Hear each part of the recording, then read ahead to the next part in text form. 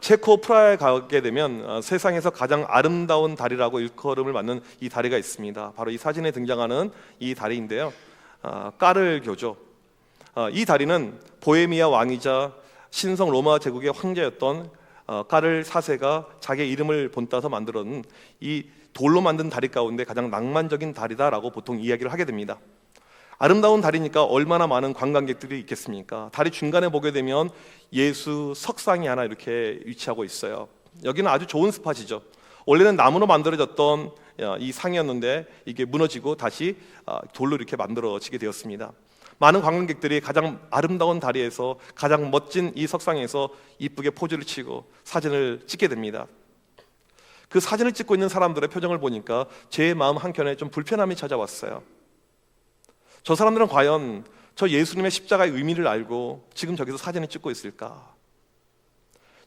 예수님의 십자가가 무엇인지 알면서 저들은 저 자리에 있을까? 이런 마음이 제 안에 찾아오게 되었습니다.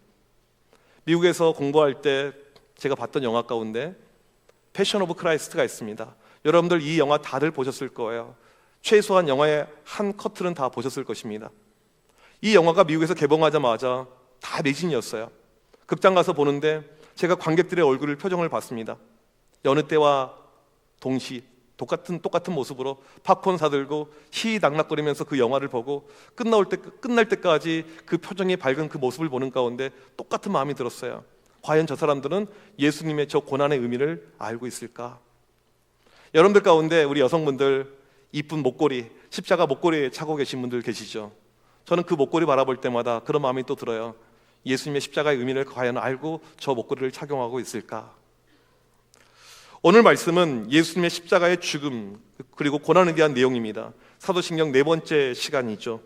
오늘 배울 내용은 본디오 빌라도에게 고난을 받으사 십자가에 못 박혀 죽으시고, 여러분 본디오 빌라도에게 고난을 받으시고 십자가에 못 박혀 죽으시고 이 의미를 정말 제대로 알고 계십니까? 매우 중요해요. 우리 신앙에서 정말 중요한 내용입니다. 이 내용을 살필 때 가장 먼저 저는 이런 질문이 들었어요. 왜 여기에 본디오 빌라도가 등장할까? 이 질문이 들었습니다. 사도신경에 보게 되면 2명의 사람의 이름이 등장하는데 한 명은 예수님의 어머니 마리아이고 다른 한 명은 총독 본디오 빌라도입니다. 이 빌라도는 예수님을 고난당하게 하는 고난의 주체로 등장하죠. 우리는 사도신경 고백을 할 때마다 이 빌라도 나쁜 놈, 너 때문에 예수님이 죽었어, 정말 불쾌하고 이 부정적인 감정을 가지고 이 빌라도의 이름을 계속 부르게 될 것입니다. 여러분 성경을 한번 자세히 읽어보세요. 과연 빌라도가 얼마나 나쁜 짓을 했는지. 오늘 특별히 우리가 읽은 요한복음 19장에 보게 되면 이 빌라도의 모습이 등장하는데, 실은 성경을 자세히 보게 되면 이 빌라도는 예수님을 죽이려고 하지 않고 석방에 노력했다는 사람입니다. 사람들이 예수님을 십자가에 못 박아 죽으라고 소리 지를 때 19장 6절에 보게 되면 나는 그에게서 죄를 찾지 못하였노라 라고 이야기합니다. 빌라도 부인은 뭐라고 이야기합니까? 예수는 옳은 사람이다, 당신은 이 재판에 참여하지 말라, 그렇게 요청을 하죠.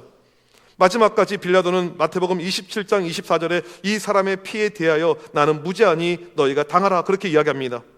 물론 빌라도의 가장 큰 잘못이 무엇입니까? 여론의 등살에 못 이겨서 예수님께 사형 언도한 그의 죄는 매우 큰 죄죠. 잘못된 행동, 큰 죄입니다.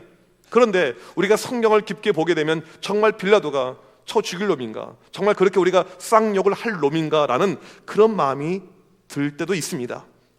오히려 이 사도신경 본디오 빌라도에게 고난을 받으사 여기를 좀 다시 들여다봐야 돼요.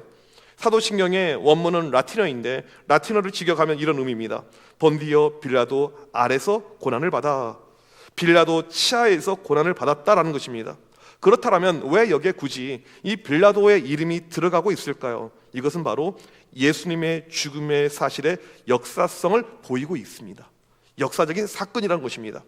빌라도는 AD 26년에서 36년 로마 황제가 임명한 유대 관할 총독이었습니다. 이 빌라도의 역사성, 빌라도가 실존한 인물이라는 것을 반대하는 사람은요 아무도 없어요. 교회를 안 다니는 역사학자라도 다 인정합니다. 왜냐하면 사료가 분명하니까.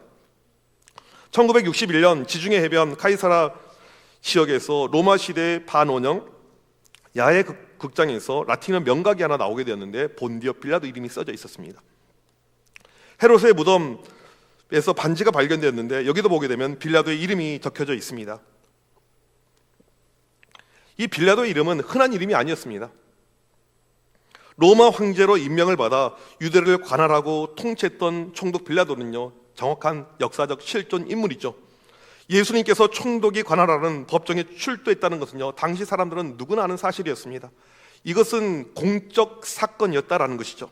그러니까 예수님의 십자가의 죽음은 누가 만들어낸 조작된 이야기라든지 누가 살을 더 붙인 그 내용이 아닌 역사적으로 분명한 사건이라는 것입니다.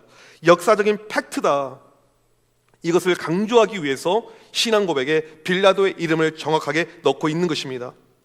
왜 이렇게까지 정확한 역사적 사건으로 접근하고 있을까요? 그 이유가 있는데 이것은 바로 이단들 때문에 그렇다라는 것입니다. 초대교회를 대표하는 이단이 있었는데 영지주의라는 이단이었습니다. 영지주의는 어떤 특징이 있었냐면 육은 악한 것이고 영은 거룩한 것이다 라고 믿고 있었던 이단이에요. 하나님은 영이시고 거룩하신 분인데 어떻게 인간의 옷을 입을 수가 있을까? 그럴 수 없다라는 거예요. 그러면 사람들이 이 땅에서 봤던 예수님의 모습은 무엇일까? 그것은 진짜가 아니고 환상이었다는 것입니다. 예수님이 십자가에 못 박아 죽은 것은 무엇인가? 이건 역시 환상이라는 거예요. 이것을 가현설이라고 이렇게 이야기를 하죠. 이런 어떤 이단들의 움직임 가운데 성경은 분명하게 이야기합니다. 그렇지 않고 예수님은 역사적 실존 인물이다. 십자가의 죽음은 정확한 역사적 팩트라고 이야기를 하고 있습니다. 우리나라에 이단들이 참 많이 있습니다. 지금 보게 되면 개신교 교회 다니는 사람들 가운데 8%가 이단이라고 이야기를 하고 있고 약 인구로 60만 명의 이단이 있다라고 이야기합니다. 신천지, 하나님의 교회, 여성도 강간하고 감옥에 들어가 있는 JMS의 정명석, 이 교회 밑에 내려가다 보면 효정 유스센터로 이렇게 이름을 바꿔서 속이고 있는 통일교, 얼마나 많은 이단들이 우리 주변에 있는지 모릅니다. 이단들의 특징이 있어요. 교주들이 갑자기 튀어나옵니다. 이단들은요, 역사성이란 것이 없어요. 갑자기 튀어나와요. 그리고 또 사라집니다. 또 만들어져요. 또 사라져요.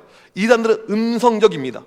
통일교가 떳떳하면 통일교 크게 문선명 사진을 걸어놔야 되는데 효정 유스센터, 무료 카페 이런 식으로 붙여놓고 있어요. 이게 이단들의 어떤 핵심이죠. 우리의 신앙은 숨겨서 믿는 것이 아니고 비밀스럽지 않습니다. 우리가 고백하는 믿음은요, 정정당당해요. 안 믿는 사람 앞에서도 우리의 믿음을 떳떳하게 이야기할 수가 있습니다. 그러니까 빌라도의 이름을 이 안에 넣고 있는 것입니다. 우리의 신앙은 결코 흔들리지 않은 정확성이 있고 역사적으로 분명하다라는 것이죠. 정통 기독교와 이단의 차이는요, 역사성에서 나오는 것입니다. 역사가 있느냐 없느냐. 예수님께서 본디오에게 이 빌라도에게 고난을 받으셨는데 여기서 말하고 있는 고난은 십자가의 죽음을 이야기합니다. 보통 우리가 예수님의 고난하게 되면 십자가 이것을 생각하게 되죠. 하지만 성경 전체를 보게 되면 예수님의 고난은요, 이것보다 훨씬 더 폭넓은 개념입니다. 예수님의 고난이 무엇인지 우리는 알 필요가 있어야 됩니다. 예수님의 고난은요, 생애 전체가 고난이에요. 십자가만 고난이 아니고 인생 자체가 고난입니다. 하나님이 인간이 된 것 자체가 고난이에요. 인간들, 죄인들 사이에 살고 있었던 것 자체가 고난이죠. 동정녀 마리아를 통해서 탄생하시고 이 마국간, 이 누추한 곳에 태어난 것이 고난입니다. 헤롯 왕의 이 죽음을, 이 공격을 피해서 애국으로 피난간 것이 고난입니다. 종교 지도자들이 예수님을 끊임없이 죽이려고 했었죠. 그것이 고난이죠. 상인가 고난이고 마지막에 십자가는요, 최고의 이 고난의 정점인 것을 우리가 알 수가 있습니다. 이사야 선지자는 예수님을 고난의 종으로 묘사할 정도였습니다. 그렇다면 왜 예수님은 우리를 위해서 십자가에 죽으셨고 왜 우리를 위해서 고난을 받으셨을까? 두 번째로 예수님의 고난, 그 이유가 중요하죠. 첫 번째가 무엇입니까? 바로 우리를 사랑하시기 때문입니다. 로마서 5장 8절 말씀을 다 같이 읽어보도록 하겠습니다. 시작. 우리가 아직 죄인 되었을 때에 그리스도께서 우리를 위하여 죽으심으로 하나님께서 우리에 대한 자기의 사랑을 확증하셨느니라. 여러분, 우리의 운명은 죄로 인한 죽음이에요. 죄의 삭은 사망이요. 우리는요, 죄로 끝나는, 그냥 가망도 인생 소망도 없는 그런 죽음의 인생이 우리의 본질이죠. 이러한 우리를 사랑해서 우리의 허물과 죄로 우리는 죽어야 되는데 대신 사랑해서 죽은 분이 바로 우리 예수님이라는 사실입니다. 이사야 53장 4절에 보게 되면 예수님의 고난에 대해서 이사야 선지자가 700년 전에 이렇게 예언합니다. 같이 읽겠습니다. 시작. 그가 찔림은 우리의 허물 때문이요 그가 상함은 우리의 죄악 때문이라. 그가 징계를 받음으로 우리는 평화를 누리고 그가 채찍에 맞음으로 우리는 나음을 받았도다.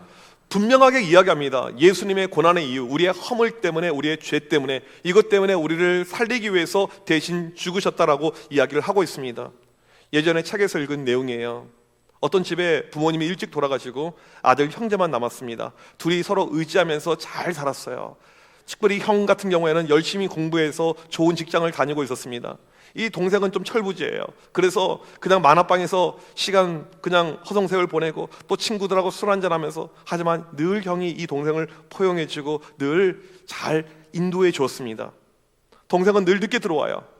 형이 먼저 자죠. 일찍 자죠. 새벽에 들어올 때도 있고 늦게 들어올 때가 많았습니다. 하루는 형이 고온히 잠들어서 이렇게 깊은 잠에 빠져 있는데 동생이 허겁지겁 문을 열고 들어옵니다. 형을 찾는 거예요. 형 큰일 났다고. 형이 눈을 떠서 딱 보니까 동생의 몰골이 말이 아니에요. 온 몸이 피로 물들어져 있는 것입니다. 옷이 피로 물들어져 있어요. 너 뭐야? 물어봤더니 만화방에서 사람하고 시비가 붙어가지고 칼로 찔러 죽인 거예요. 그리고는 무서워서 겁이 나서 지금 집에 온 것입니다. 그 순간에 형이 동생의 옷을 다 벗깁니다. 그리고 그 옷을 대신 자기가 입어요. 그리고 동생에게 말합니다. 이건 너 비밀로 해야 돼. 너 죽을 때까지 비밀이야. 절대 말해서는 안 돼. 알겠어? 잠시 후에 경찰이 옵니다. 그리고 온몸이 피로 물들어져 있는 그 형을 잡아갑니다. 그리고 얼마 후에 감옥에 수감이 된 다음에 이 형은 사형당해서 죽게 되었습니다. 여러분, 왜 이 형이 그렇게까지 했을까요? 동생을 사랑하니까, 동생을 살리기 위해서. 죄 없으신 예수님께서 십자가의 죽으심이 바로 우리의 죄를 대신한 죽음이라는 사실입니다. 우리의 죄를 사하기 위해서, 우리를 너무나도 사랑하시기 때문에 주님이 하신 행동이 이거란 것이죠. 요한일서 3장 5절에 보게 되면 그가 우리 죄를 없애려고, 주님의 사랑이 너무나도 커서 우리의 죄를 없애려고 십자가에 죽으셨습니다. 이 로마 시대 십자가형은요, 너무나도 잔인한 형벌이었습니다. 너무나도 고통스러운 형벌이었기 때문에 로마 시민권자들에게는요, 이 십자가형을 하지 않았습니다. 그냥 십자가에 사람을 매다는 것이 아니고 엄청나게 때려요. 죽기 전까지 때립니다. 그 다음에 이 손목을 십자가에 못으로 박습니다. 발을 못으로 박아요. 그리고는 올립니다. 사람의 피가 완전히 다 빠져서 이 사람이 정말 끝까지 고통을 당하면서 죽게끔 하는 것이 이 십자가의 죽음이죠. 성경에 보게 되면 이 십자가의 죽음을 뭐라고 이야기합니까? 신명기 21장 23절에 나무에 달린 자는 하나님께 저주를 받았습니다. 저주의 죽음을 이야기하는 것. 십자가의 죽음은요, 저주의 죽음을 이야기합니다. 예수님은 우리를 너무나도 사랑하셔서 우리 대신 저주 받으신 거예요. 우리를 살리기 위해서 대신 저주 받았다라는 것입니다. 이것이 바로 예수님의 사랑의 표현이라는 사실입니다. 두 번째로는 우리를 화목해 하기 위해서 예수님이 고난당하고 죽으셨습니다. 이 로마서 3장 24절 25절이 바로 그 내용인데 우리 25절 말씀만 같이 읽어보도록 하겠습니다. 시작. 이 예수를 하나님이 그의 피로써 믿음으로써 말미암는 화목제물로 세우셨으니 이는 하나님께서 길이 참으시는 중에 전에 지은 죄를 간과하심으로 자기의 의로우심을 나타내려 하심이니. 예수님의 십자가로 인해서 우리가 하나님과 화목되었다라고 이야기하죠. 화목이 무엇입니까? 평안을 이야기해요. 평강을 이야기합니다. 이것이 화목의 어떤 의미이죠. 우리와 하나님 사이는 원래 좋은 관계였는데 죄로 인해서 이 관계가 틀어져 버렸습니다. 그래서 이게 화목이 사라졌어요. 구약에 보게 되면 짐승을 대신 제물로 바치면서 그 제물이 화목 제물이 될 때 우리와 하나님 사이가 다시 화목으로 간다라고 그렇게 이야기를 하죠. 예수님께서 이 화목 제물로 오셨습니다. 요한 1서 2장 2절 말씀 같이 한번 읽어보도록 하겠습니다. 시작. 그는 우리 죄를 위한 화목 제물이니 우리만 위할 뿐 아니요 온 세상의 죄를 위하심이라. 예수님께서 화목 제물로 하나님께 바쳐지면서 우리와 하나님 사이가 화목으로, 평강으로, 평안으로 흘러가게 되었다는 것이죠. 예수님의 어린 양의 죽음 대신 짐승 이 화목 제물로 바쳐지면서 이렇게 우리 가운데 화목이 왔다는 것입니다. 여러분, 화목이 얼마나 좋은 것입니까? 평강이 얼마나 좋은 것입니까? 최근에 이스라엘과 이 가자 지역 팔레스틴 사람들의 전쟁이 휴전이 되었습니다. 지난 1년여 이 전쟁의 기간을 보니까 사망자가 가자 지구에 4만 명이 넘었어요. 4만 명 얼마나 많은 숫자입니까? 그런데 보니까 어린아이가 전체 사망자의 3분의 1입니다. 이 불쌍하고 아무것도 모르는 것들이 그냥 폭격에 맞아서 죽은 거예요. 이것이 없어지는 것을 가리켜서 화목이라고 이야기합니다. 지금 러시아 우크라이나 전쟁을 하고 있잖아요. 북한 군인들도 참전했잖아요. 뭐 기사 보니까 1000명이 죽었다 이런 이야기를 하게 되는데, 잡힌 북한 포로의 인터뷰 내용을 보니까 전쟁 나가는지도 모르고 갔어요. 러시아 전쟁인지도 몰랐습니다. 그냥 가서 죽고 있는 거예요. 그것이 없어지는 것을 가리켜서 화목이라고 이야기합니다. 우리의 죄로 인해서 화목이 사라져 버렸어요. 지금 정치권을 보게 되면 여야는 맨날 싸우죠. 진보와 보수는 맨날 싸우고 있습니다. 왜 그럴까요? 이게 우리의 죄악된 본능이죠. 나는 맞고 너는 틀리는 거예요. 죄가 사라지는 것을 가리켜서 화목이라고 이야기합니다. 가정에서도 마찬가지예요. 부부 사이에 죄가 있으면 관계가 깨집니다. 화목이 들어오면 하나가 이렇게 되는 것이죠. 어떤 집에 이 부부가 있는데 둘이 별로 관계가 안 좋았어요. 맨날 티격태격합니다. 소파에 앉아서 하루는 TV를 보고 있는데 TV에 최수정, 하이라 부부의 스토리가 등장하는 거예요. 대표적인 인고 부부, 결혼 32년 차인데 아직도 서로 존댓말하고 있는 그 모습, 이것을 보는 순간에 이 남편이 자기 와이프한테, 자기 마누라한테, 야, 우리도 저렇게 한번 살아보자 그런 거예요. 우리도 서로 존댓말 해보자 그런 거예요. 부인이 콧방귀를 뀌죠. 퍽이나 잘하겠네. 남편이 거기서 물러서지 않고, 그러면 존댓말 안 하면 10만 원 벌금 탁. 부인이 10만 원, 고작 10만 원, 50만 원 해야지. 남편이 화가 난 거예요. 100만 원. 그리고 오늘부터 서로 존댓말하자. 딱 시작했어요. 존댓말 하려고 하니까 하기가 싫은 거예요. 자존심 상하는 거죠. 제가 알기로 그 부부는 아직까지 말이 없는 걸로 알고 있습니다. 화평이 쉽지 않아요. 어려운 것입니다. 예수님께서 우리 죄를 없애주기 위해서 십자가에 죽으셨습니다. 우리 안에 죄의 문제가 사라지게 되면 평안이 넘치죠. 이것이 화목이죠. 최근에 등록하신 분들 신방을 해보게 되면 교회 안에 오면 마음이 평안하다는 이야기를 합니다. 교회 오면 마음이 평안합니다. 청암교회에서 예배 드리면 마음이 평안합니다. 여러분, 왜 마음이 평안할까요? 우리의 마음을 불안하고 부정적으로 만든 것은 죄입니다. 하나님의 은혜가 우리 가운데 임하게 되니까, 죄가 그 자리에서 사라지니까 평안이 우리 가운데 임하게 되는 사실이죠. 예수님의 십자가의 죽음은 우리를 화목하게 위한 것이라는 것입니다. 마지막으로 우리가 생각해 봐야 될 것은, 그렇다면 예수님의 고난을 지금 현대를 살고 있는 우리는 어떻게 받아들이고 이해하면 좋을까요? 2000년 전에 예수님은 고난 받으셨습니다. 2000년 전에 고난으로 죽으셨어요.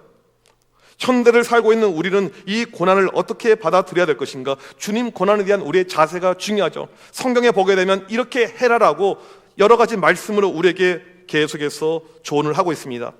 로마서 8장 17절 말씀, 우리 이 말씀만 같이 한번 읽어보도록 하겠습니다. 시작.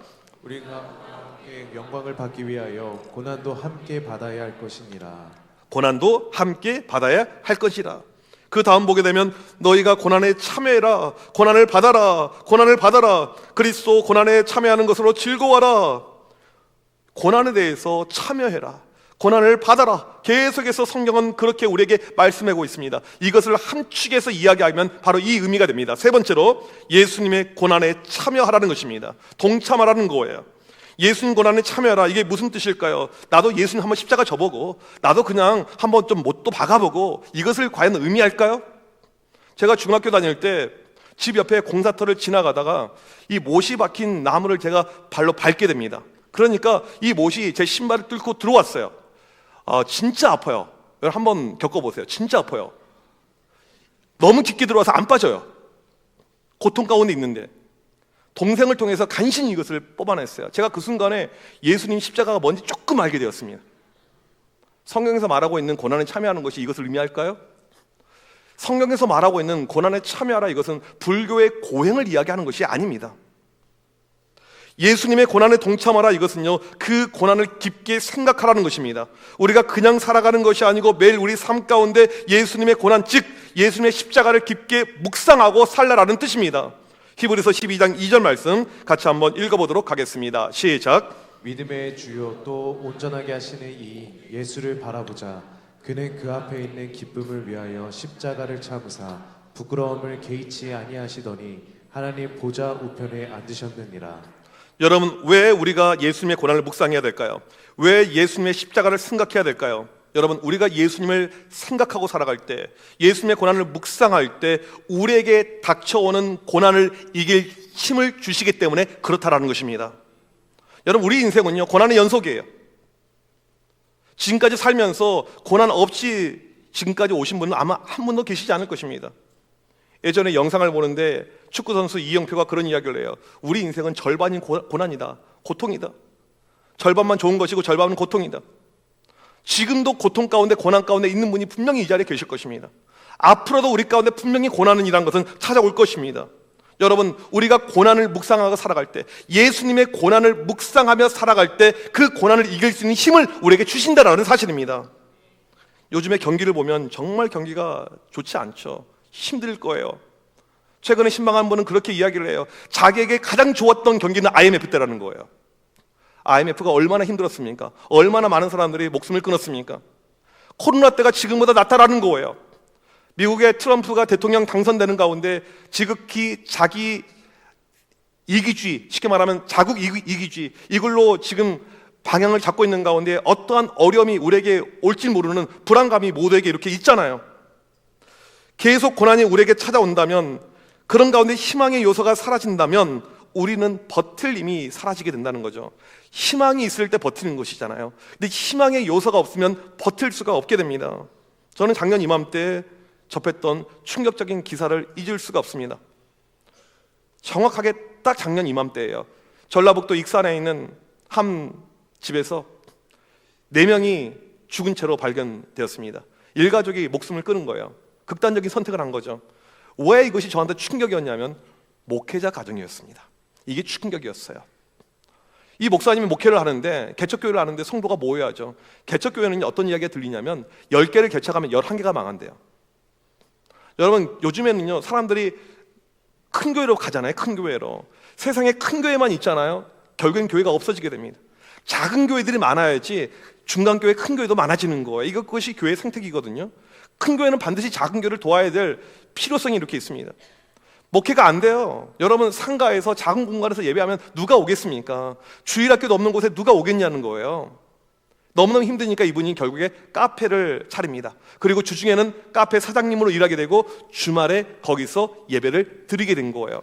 얼마나 목사님의 성품이 좋은지, 또 커피를 얼마나 맛있게 하는지, 얼마나 인심이 좋은지 소문나서 많은 사람들이 문전성시하면서 괜찮았어요. 처음에는요 목회도 괜찮았습니다. 그런데 코로나가 터졌잖아요. 손님이 뚝 끊긴 거예요. 모든 것을 은행 빚으로 대출 받아서 이렇게 하고 있는데 이 빚을 감당할 수가 없게 되는 것입니다. 빚이 차곡차곡 쌓여져 가는데 이제 목 여기까지 오는데 감당할 내용이 안 되는 거예요. 그래서 결국 해서는 안 될 그런 행동을 하게 되었다라는 것입니다. 요즘에 많은 사람들이 무너집니다. 왜 무너집니까? 왜 좌절합니까? 더 이상 버틸 힘이 없어서 못 버티는 거예요. 극단으로 가죠. 우리나라 1년에 극단적으로 목숨을 끊는 사람이 1만 4천 명 정도 되는데 OECD 국가 중에서 1등입니다. 겉으로 보게 되면 잘 사는 것처럼 느껴지게 되고, 겉으로 보게 되면 명절 어간에 연휴에 수많은 인파가 인천공항에서 미어 터지듯이 해외로 놀러 여행을 가고 있는 것처럼 느껴지지만 전부 다 남의 이야기라는 거죠. 나의 현실은, 내 현실은 살기가 너무너무 힘들어요. 죽겠어요. 마지못해 살고 있습니다. 여러분, 만약에 이렇게 힘든 분들에게 버틸 힘이 있다면 이런 일은 발생하지 않겠죠. 지금 우리에게 필요한 것이 무엇입니까? 버틸 힘이에요. 버텨야 되는 힘이죠. 우리 자녀들에게 필요한 것이 무엇입니까? 이 고난의 시기를 버틸 힘이죠. 여러분, 우리가 예수님의 고난과 십자가를 묵상할 때 고난을 이길 수 있는 힘을 준다고 우리에게 약속을 하고 있습니다. 예수님의 십자가, 나를 위해서 저렇게까지 고통당하셨는데 그 예수님의 십자가를 묵상하잖아요. 내가 겪는 고난이 아무것도 아니다는 것을 우리가 깨닫게 된다는 사실입니다. 초대교회 성도들 보게 되면 예수 믿는 것이 들통나게 되면 그들의 목숨이 날아갔습니다. 그런 어떤 고난의 위기였지만 그들이 포기하지 않았던 이유가 무엇입니까? 예수님의 십자가, 나를 향한 그 십자가가 얼마나 큰데, 나를 내게 해서 죽기까지 했는데 이건 내가 버텨야지, 그런 마음이 그들 가운데 있었다라는 사실입니다. 여러분, 하루에 10분만이라도 예수님의 고난을 묵상하길 바랍니다. 하루에 10분만이라도 예수님의 십자가를 묵상하길 바랍니다. 예수님의 고난, 예수님의 십자가를 묵상할 때 세상이 줄 수 없는, 버틸 수 있는 그 이상의 놀라운 힘이 우리 가운데 만들어질 줄 믿습니다. 히브리서 2장 18절 말씀 같이 한번 읽어보도록 하겠습니다. 시작. 그가 시험을 받아 고난을 당하셨은즉 시험 받는 자들을 능히 도우실 수 있느니라. 성경은 분명하게 이야기하고 있어요. 예수님의 고난을 묵상하고 예수님의 얼굴을 바라볼 때 우리를 도우시는 힘을 주겠다라고. 세상이 주는 돈 몇 푼의 힘이 아니고 사람의 어떤 몇 푼의 그 능력이 아니고 그것을 뛰어넘는 하나님의 놀라운 역사, 그 힘이 우리 가운데 함께한다라고 약속을 하고 있습니다. 구약도 마찬가지예요. 주님을 바라보고 나아갈 때 고난과 어려움과 좌절의 그 순간에 주님을 바라보는 그 사람에게 새 힘을 준다라고 약속합니다. 이사야 40장 31절 같이 읽겠습니다. 시작. 오직 여호와를 앙망하는 자는 새 힘을 얻으리니 독수리가 날개치며 올라감 같이 곧 다음질하 하여도 곤비하지 아니하겠고 걸어가도 피곤하지 아니하리로다. 여러분, 우리가 해야 될 것이 무엇입니까? 십자가를 바라보는 거예요. 예수님을 바라보는 것입니다. 그럴 때 힘을 주십니다. 새 힘을 주십니다. 내가 겪는 고통이 너무나도 커요. 지금 버티기 어렵다라고 생각하는 그런 분들, 이번 주에 우리가 해야 될 것은 명절 기간이지만 매일 예수님의 고난을 묵상하고 십자가를 바라보고 살아가는 것이죠. 그럴 때 이길 수 있는 힘을 주실 줄 믿습니다. 지금 삶이 힘드십니까? 우리에게 필요한 것은 다른 것이 아니에요. 예수님의 십자가를 생각하는 것입니다. 고난을 묵상하는 거예요. 그것이 바로 십자가의 고난에 동참하는 것입니다. 그렇게 살아갈 때 세상이 줄 수 없는 놀라운 힘의 역사가 우리 가운데 임하여서 우리 모두 승리할 줄 믿습니다. 그런 믿음을 가지고 나아가는 우리 모두가 되시길 주님의 이름으로 간절히 축복합니다. 우리 시간 자리에서 일어나셔서 함께 이 찬양으로 우리의 믿음을 고백하길 원합니다. 괴로울 때 여러분, 우리가 무엇을 해야 될까요? 주님의 얼굴을 바라봐야 되죠. 내가 힘들 때 무엇을 해야 될까요? 주님을 바라보는 것입니다. 십자가를 묵상하는 것입니다. 그럴 때 놀라운 힘과 능력 우리 가운데 주실 줄 믿습니다. 찬양하겠습니다.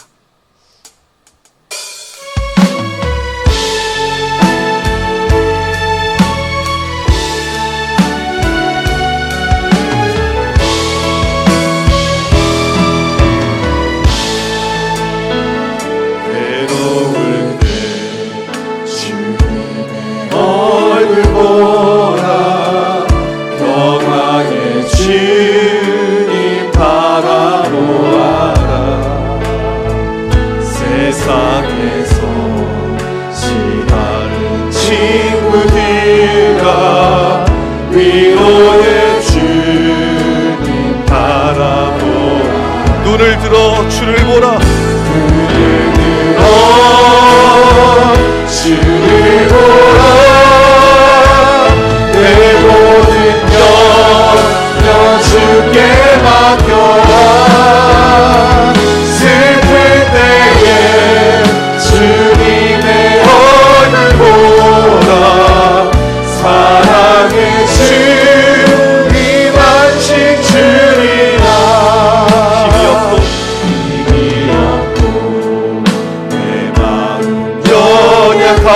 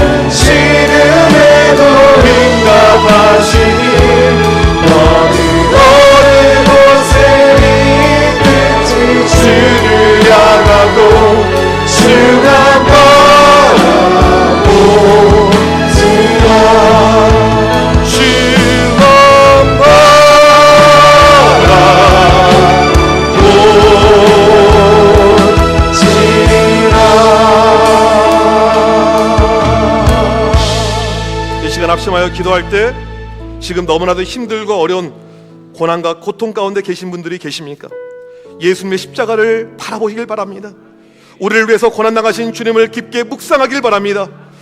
우리를 사랑하기 위해서, 우리에게 평화를 주기 위해서 십자가에 죽으신 주님, 지금 이 시간 나에게 나타나 주어서 다시 한번 나에게 힘으로 능력으로 함께하여 주어서 주님 이 시간 주님의 고난을 다시 한번 기억하게 하여 주어서 주님의 얼굴을 바라보게 하여 주어서 주님만을 바라보고 나갈 때 모든 고난을 이길 힘을 얻을 줄 믿습니다. 믿음으로 나가게 하여 주어서 우리 이 시간 주여 한번 외치고 간절히 기도합니다. 주여! 하나님 아버지, 이 시간 주 앞에 간절히 기도합니다. 주를 바라보게 하여 주옵소서. 십자가를 묵상하게 하여 주옵소서. 하나님 아버지, 고난과 고통과 어려움과 바늘 가운데 있는 우리 성도들 주여 만져 주옵소서. 주님을 찾게 하여 주옵소서. 십자가 앞에 나아가게 하여 주옵소서. 하나님 아버지, 세상이 절상하며 놀라운 힘을 얻게 하여 주옵소서. 이기게 하여 주옵소서. 하나님 아버지, 간절히 기도합니다. 우리의 마음을 붙잡아 주옵소서. 우리의 생각을 붙잡아 주옵소서. 오직 주님을 바라보게 하여 주님의 십자가를 묵상하게 하여 하나님 그런 간절한 마음과 믿음을 가지고 나가는 주의 모든 백성을 되게 하여 주옵소서. 영적인 눈이 열리게 하여 주옵소서. 전능하신 하나님의 역사가 임하게 하여 살아계신 하나님의 은혜가 임하게 하여 주의 그날의 은혜가 임하게 하여 주님을 바라보는 귀한 믿음의 모든 백성을 되게 하여 주옵소서. 하나님 간절히 기도합니다. 힘을 허락하여 주옵소서. 새 힘을 주셔서 이기게 하여 주옵소서. 하나님 아버지, 오늘 내 모든 세상 가운데 이겨내게 하시옵소서. 주의 모든 백성을 주여 주를 바라보고 주를 잡고 주를 신뢰하고 하나님 어떤 순간에도 믿음을 쌓고 하나님을 바라보는 이겨내고 승리하는 주의 모든 백성을 되게 하여 주옵소서. 하나님의 시간 우리 거대한 고난을 승리하며 하나님 주신 진리를 이겨내는 주의 모든 백성 아버지 도와주옵소서. 그 모든 것을 체험하는 주의 모든 백성을 낼 수 있고 하나님 역사하여 주옵소서. 하나님 주장하여 주옵소서. 말씀하여 주옵소서.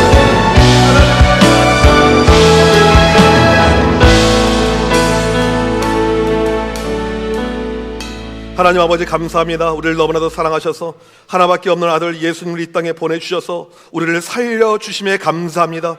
하나님, 우리의 매일의 삶이 너무나도 힘듦을 고백합니다. 세상에 표현할 수 없는 그런 고통 가운데 살고 있음을 고백합니다. 하나님, 이 시간 간절히 기도할 때 도와주옵소서. 고난의 순간에 주님의 십자가를 보게 하여 주옵소서. 영적인 눈이 열려서 주님을 바라보게 하여 주옵소서. 그럴 때 모든 고난을 이길 힘을 얻을 줄 믿습니다. 힘으로 함께하여 주시옵소서. 지금은 우리 주 예수 그리스도의 크신 은혜와 하나님 아버지의 무한하신 사랑하심과 성령님의 위로 교통하심이 고난의 순간에 주를 바라보며 힘을 얻길 원하는 주의 모든 백성들 머리머리 위에 지금부터 영원토록 함께 있을지어다. 아멘.